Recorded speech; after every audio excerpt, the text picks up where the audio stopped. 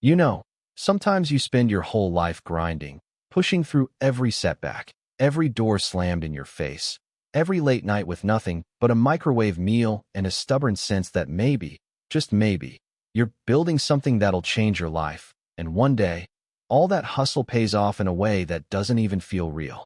For me, that day was the one I watched my childhood dream, my own Lamborghini, slide off the back of a flatbed onto my driveway. Neon green, shining like an emerald in the sun. If you told 12-year-old me that poster on my wall would one day be parked outside my house, I'd have laughed in your face. But here it was, a trophy for every moment I'd ever been told I didn't belong. Let me back up a sec. After a decade of grinding, coding until my eyes felt like they were full of sand, eating more ramen than I care to admit, betting on myself when nobody else would, I finally sold my app for more money than I ever dreamed. First thing I did wasn't buy the car, though. I bought a house. Big, beautiful, and in one of those neighborhoods where the grass always looks freshly cut, the mailboxes match, and the HOA has a name that sounds like a British aristocrat. Coventry Hills. Yeah, you know the type. And to top it off, I was the only black face on the block, wave and nod territory, polite but distant, always a little like you're on borrowed time.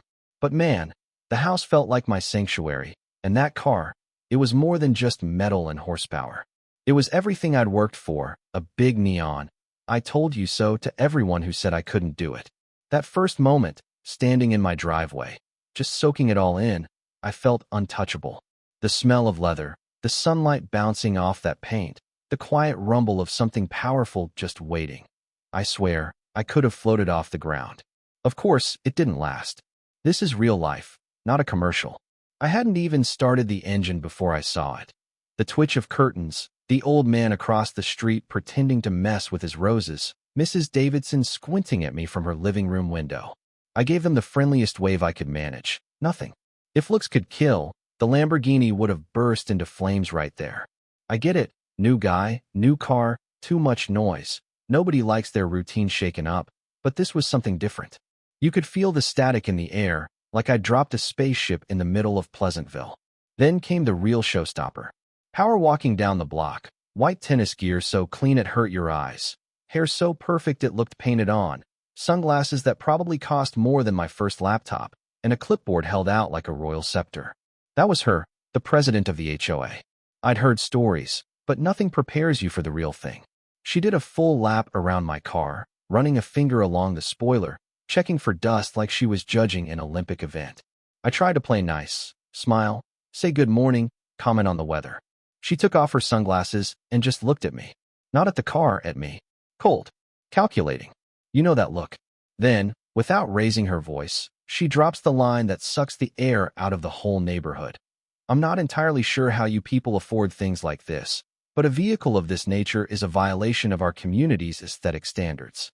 It attracts the wrong sort of attention." I stood there stunned. "You people?" I asked. My voice was steady, but my blood was boiling. She just waved me off. "Oh, don't be difficult. This is a respectable, family-oriented community. We have standards. This car doesn't fit the image." I tried to keep my cool, explain the car's street legal, not breaking any laws. I'd be respectful. She wasn't having it. In her eyes, my car was a blight, a threat to property values, the first crack in the perfect facade she'd spent years building. She started quoting bylaws, saying the car had to go before a committee for review. I told her that wasn't a thing. I'd read the HOA manual cover to cover. But she wouldn't budge. Suddenly, my dream moment was slipping away, poisoned by this ridiculous power play. Then she took it up a notch. She announced the HOA would have my car impounded, pending investigation. Impounded, like I was some kind of criminal. That was the last straw. I stood my ground, arms crossed, blocking her path. I told her flat out, "Nobody touches my car." The standoff was straight out of a movie, her with her clipboard and tennis whites, me guarding my dream like a sentry. The sun glinted off her sunglasses as she threatened liens, penalties, the whole arsenal. I almost laughed. I told her she was making it up as she went. She hated that. Her face flushed red, but she was just getting started.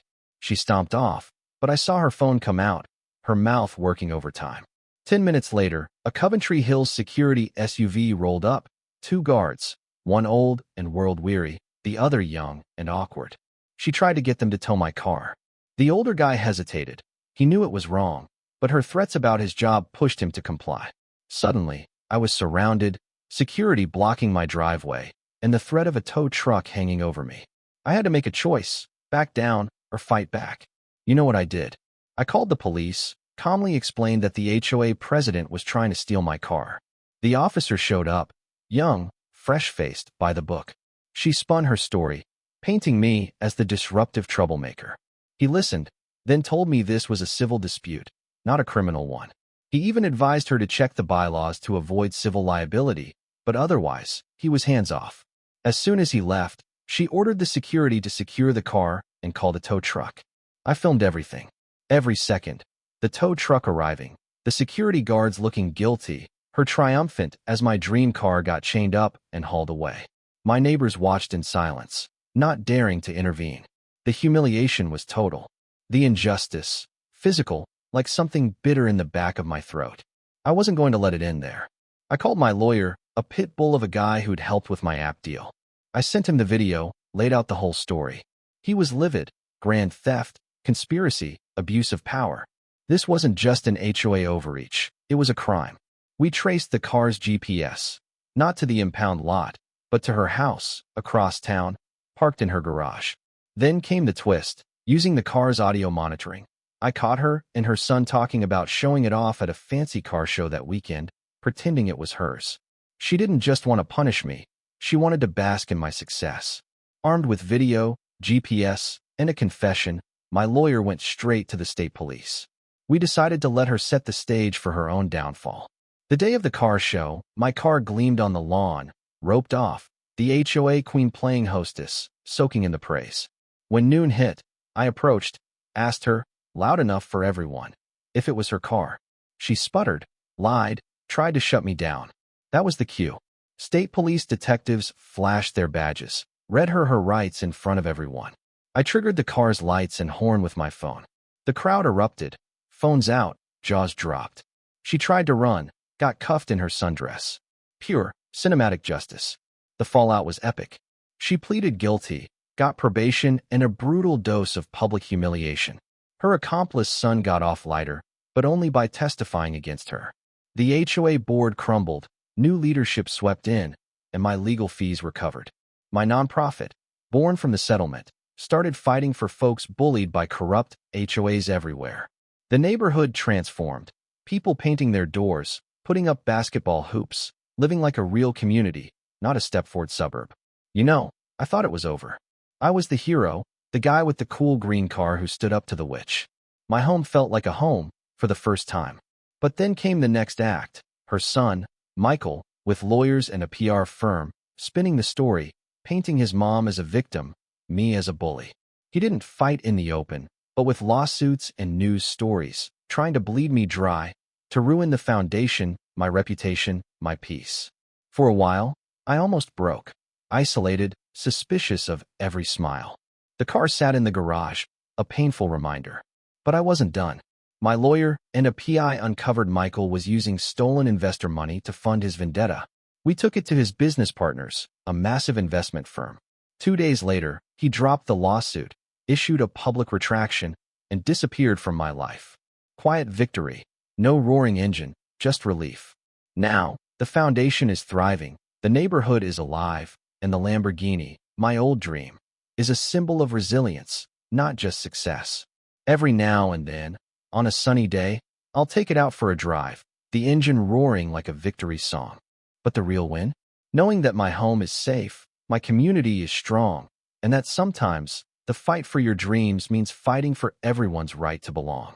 So, yeah, that's how my dream car got stolen by the HOA queen, and how, in fighting to get it back, I ended up building something bigger than myself.